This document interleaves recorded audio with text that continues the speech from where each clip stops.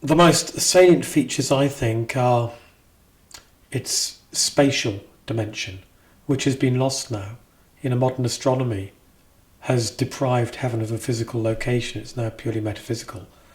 But until the invention of the telescope, heaven had a spatial location which was up there, as opposed to hell, which was down there. So space had a moral quality.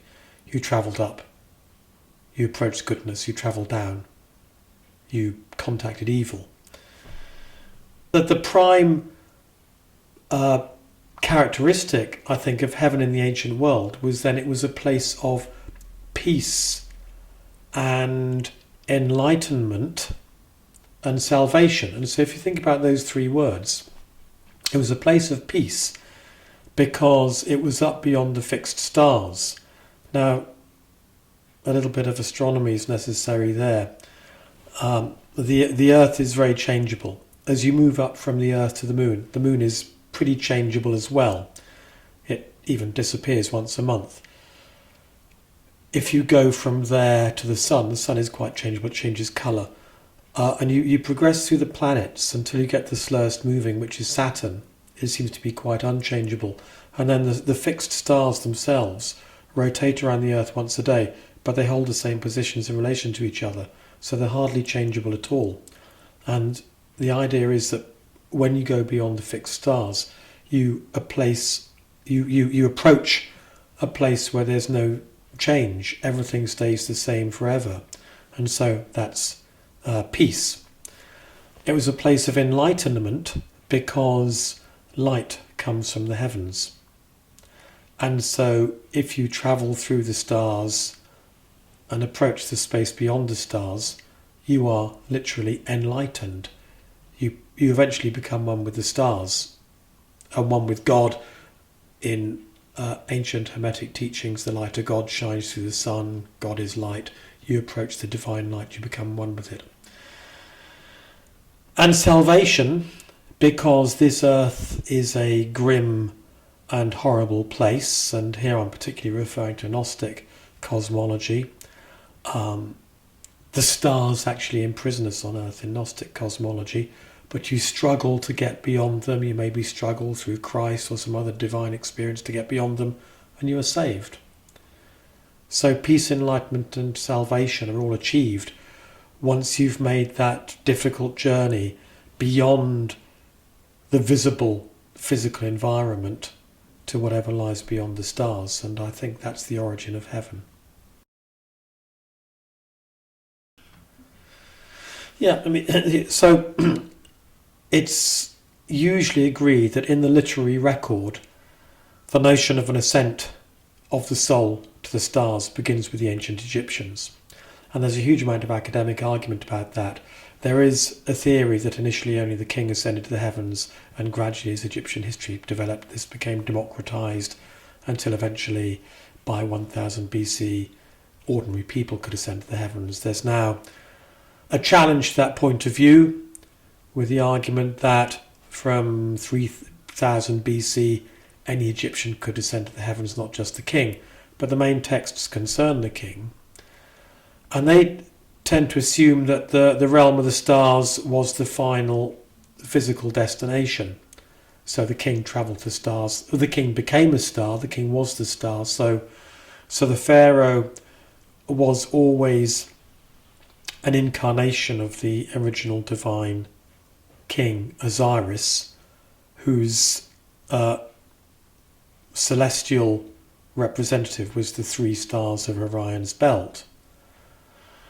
The queen, who was the celestial celestial representative, the queen, who was the terrestrial representative of the original Queen Isis, travelled to the star Sirius, which was her star. So there seems to be an idea in Egypt that somehow the starry realm was the final resting place. Now, again, it's argued that these ideas were transmitted to ancient Greece.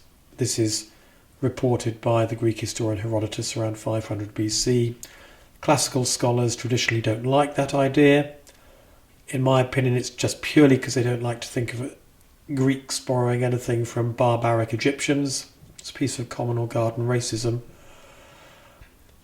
The Greeks themselves said they borrowed the idea from the Egyptians, but they give it a different spin.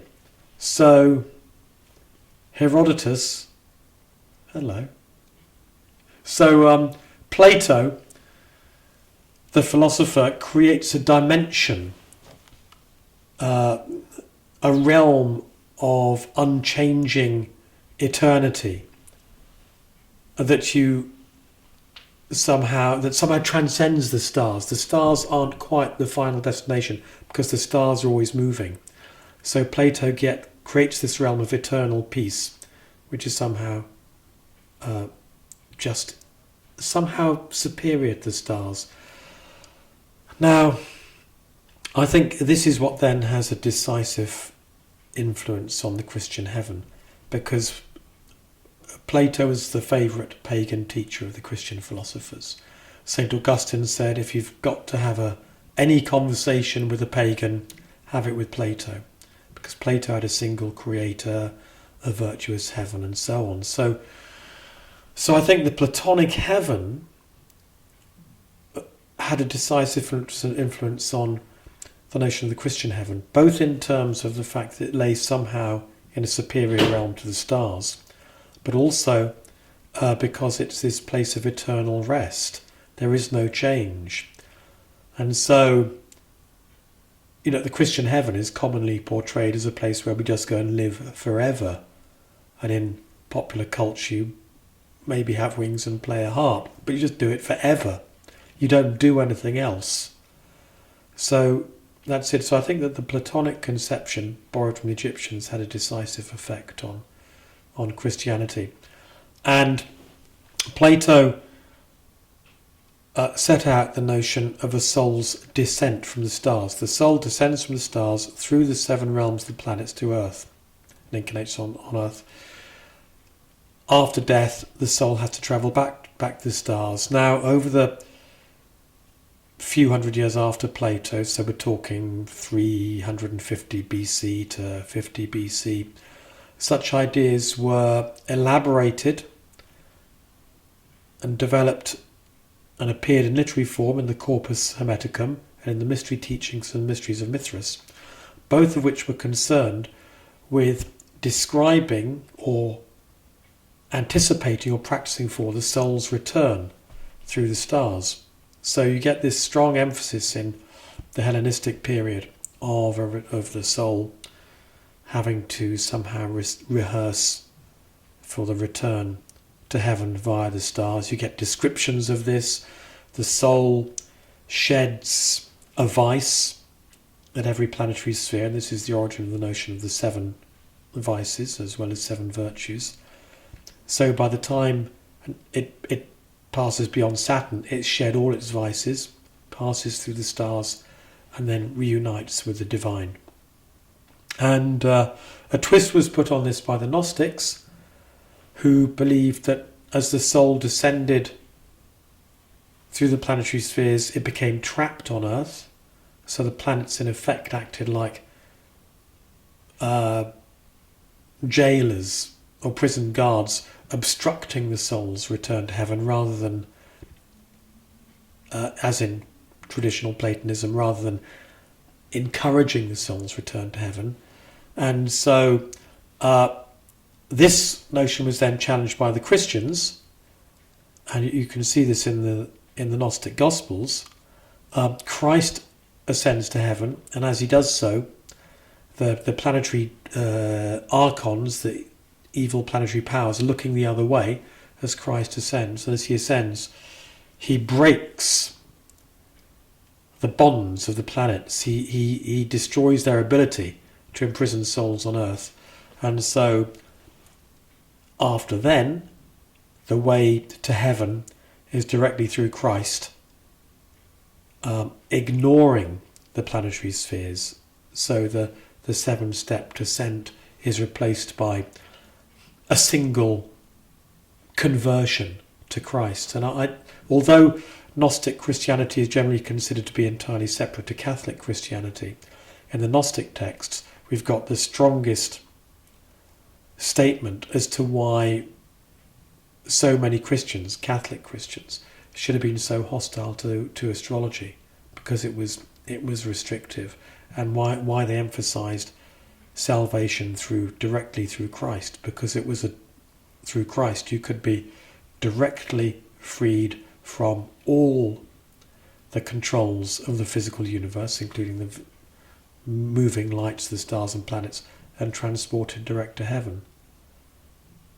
So I think we can trace in the ancient world a development of the notion of heaven from ancient Egypt through classical Greece to Christianity, through ideas both being adopted and challenged.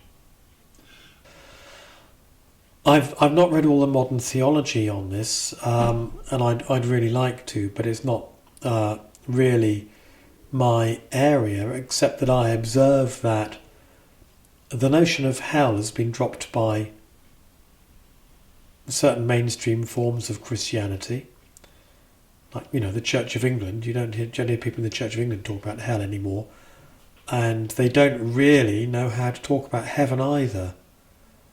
Although the evangelicals, and I know personal experience of evangelicals, are still very heaven and hell oriented, and if you're a sinner you will go to hell, and if you are virtuous and saved you'll go to heaven. But they're no longer spatial concepts. Even though I think in popular culture we still have that spatial concept. We can't free ourselves from the script which says that heaven is up there and there's a man with a beard in the sky, which is why critics of Christianity say I don't believe with a man with a beard in the sky. So the common reference is still spatial. And I think theologians struggle with it, but for me that's personally something to study for the future. So I can't comment on what the theology says. Well, I think one thing I'd like to add is the notion of the secularization of heaven. Secularization is a word, by the way, I'm very unhappy with, because it implies that the secular is somehow different to the religious. So Marxism is generally considered to be secular. Consumerism is secular. Actually, I doubt that. I think they can both function as forms of salvation and religion. But either way, we have forms of heaven now which do not require the supernatural. And Marxism was the great exemplar of this, whereby an earthly paradise was going to be created, which proved impossible. Maybe Marxism will be revived, but at this present juncture it's proved impossible and there's hardly any Marxists left. But consumerism offers the same, instant salvation. I mean, some people say instant gratification, suggesting that gratification is lesser than salvation, which I would disagree with, because I think religion can offer instant gratification as well. But consumerism through the buying of goods in huge, great cathedral-like shopping malls, encouraged by icons, which are advertising images, and calls to prayer, which are in fact advertising slogans, people achieve some form of heaven here on earth. So I maybe as a spatial metaphysical heaven, a traditional heaven, has become more impossible to justify, heaven has been transferred to more immediate realms. But I think there is still a search for some sort of point at which we as human beings are no longer troubled by daily change and our fears and hopes and worries. And of course this is the origin of millenarianism. So progress theory as well, the theory that as history passes, time inevitably improves qualitatively and our lives get better. It's a very Western point of view based on the last few hundred years of technological progress and political development. But it's a form of it's a way to create heaven here on earth. And there is actually a historical justification for this. So throughout the first 1500 years of Christianity, there was a longing for Christ's return and the creation of this supernatural kingdom of God in which everybody would be released from the perils of disease and poverty and oppression and so on, and everybody would finally be happy. And in the English Civil War, when in the 1640s there was a great upsurge in millenarianism, people were fighting for the return of Christ. One particular radical thinker, Thomas Winstanley, pondered on the fact that for 1500 years people had been fighting for Christ's return, hoping he would create a just society, and he hadn't come back. So Winstanley sort of reversed the formula and said, no, we have to create a just society here on earth, and then Christ will return once he sees we've done that. And that is one of the origins of social democracy and socialism. It's very strong current in English radicalism, which is why Marxism never took root in England, because there was already this notion of creating a just society to prepare the way for Christ. We can move from that to the fact that so many English radicals were Quakers, Methodists, Baptists, non-conformist Christians. So again, they were creating heaven on earth, hoping Jesus would one day return, but you can just drop Jesus' return off the end of that and you still have the creation of heaven on earth. When the concept of cyberspace was invented by Gibson, then in the late 90s, then there was quite a vogue for saying, well, cyberspace is a kind of heaven.